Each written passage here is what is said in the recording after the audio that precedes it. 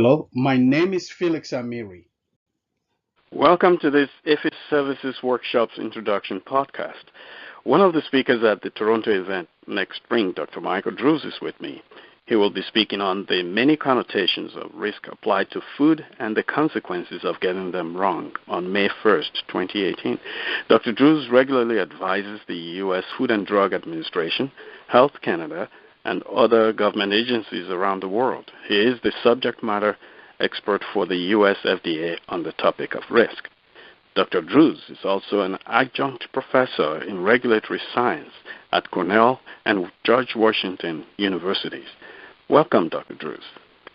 Thank you, Felix. It's a pleasure to speak with you today, and I look forward to talking further with you and your colleagues in your upcoming conference. That's great. I'll go right into the first question. Why should food manufacturers be concerned about risk? Well, that's a great question, Felix. I think with all products coming, certainly in the medical world, but food is included, there are risks associated with them.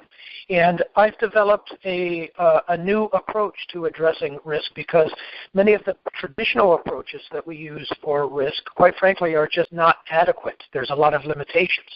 And I do think as our food products become more complicated, especially when you get into the areas like therapeutic foods, for example. There are a number of risks that perhaps food manufacturers have not taken into account in the past that they really probably need to start thinking about in the future. And that's one of the things I'm looking forward to discussing at your upcoming conference. Exactly. And that's exactly, since I listened to one of your presentations, I was personally taken by the approach that you've developed, and I know it will be very valuable to food manufacturers. I have a second question. What kinds of foods are we talking about? So, as I alluded to a moment ago, Felix, foods are getting more and more complicated as we speak. And we can break these into several different categories. For example, on the labeling side, some in your audience may know that Cheerios made the claim a few years ago of eating Cheerios and lowering your cholesterol by 40-some% and reducing the risk of heart attack. That's a pretty strong claim for a food that is not a drug. In other words, one of the biggest regulatory differences between a food and a drug is that a food is assumed to be safe unless and until proven otherwise, whereas a drug is assumed to be unsafe unless and until proven otherwise.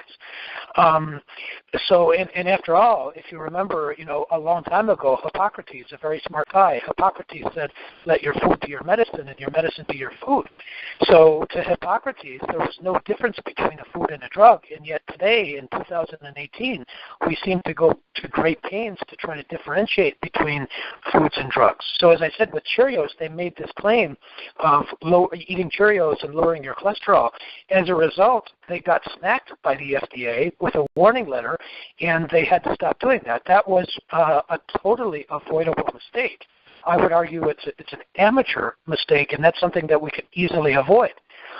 There are other examples as well when you get into what I call the regulatory gray areas. For example, vitamins and supplements.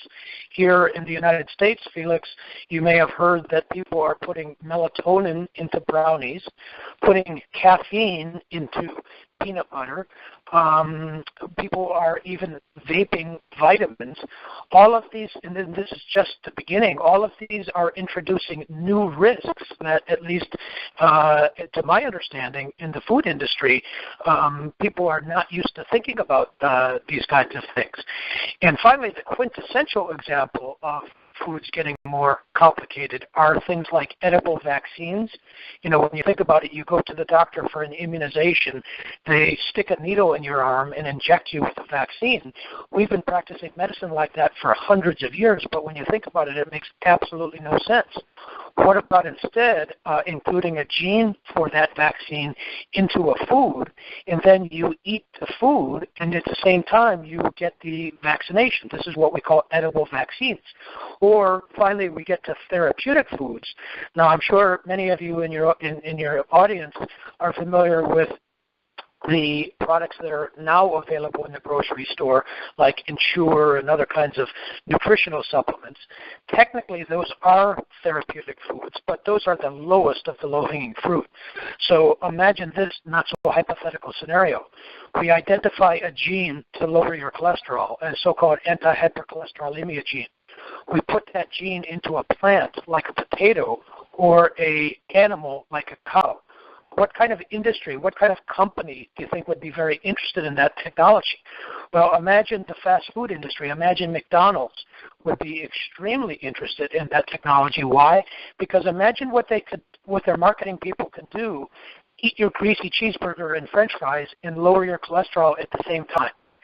That is the quintessential example of therapeutic foods. And when I talk about these kinds of things at the FDA, which I frequently do, many people then they just scratch their head because they have absolutely no idea how to regulate such products. But those products are coming. Those products are under development now.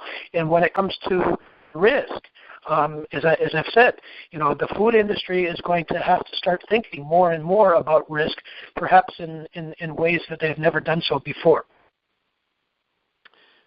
That's wonderful, excellent. I personally, because I have attended some of your presentations, I have been converted, I would say, and I hope that a lot of people will come and listen to this presentation during the workshop coming next spring. I personally can't wait to attend your full presentation on May 1st, Dr. Drues. Well, thank you, Felix.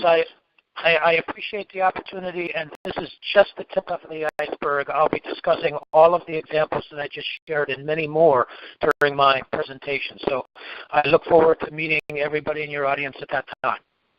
Thank you, Dr. Drues.